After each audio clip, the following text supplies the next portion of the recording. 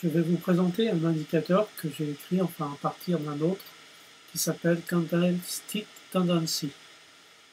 Alors je l'ai réécrit pour, on voit en fait sur le graphique en rouge, c'est la tendance globale, et en vert la tendance locale. Donc, par exemple, en rouge c'est la tendance par rapport au time frame d'une heure, et en vert la tendance au time frame ici de 1 minute. Et en bleu, on voit la moyenne de cette tendance 1 minute.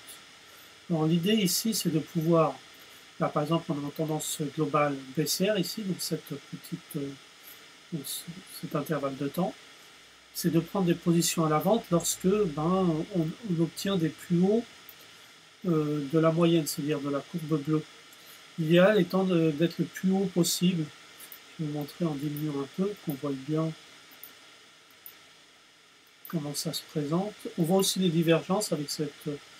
Là, par exemple, on voit une belle divergence baissière.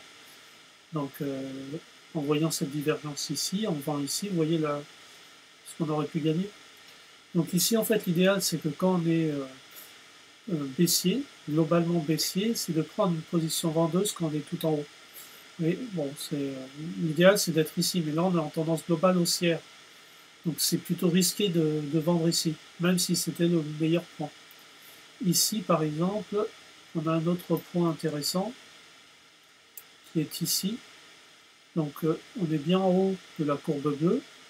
On est au-dessus de 0,9. Donc ça varie en fonction de... Donc on prend une moyenne, on peut calculer. Et donc on vend ici. Voilà. Et puis on peut utiliser, comme je fais actuellement, c'est-à-dire une courbe de tendance. Donc là, c'est une petite courbe de tendance pour m'entraîner.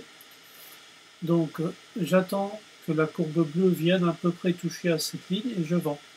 Puisqu'on est en tendance baissière vu que le rouge est vers le bas. Voilà. Donc là, ça oscille. Donc tant qu'on ne casse pas cette ligne, je tiens la position. Et dès que cette ligne est cassée vers le haut, je coupe. Sinon, je continue. Tant que ça gagne, ça gagne. Voilà. L'idée d'utilisation de Candlestick Tendency.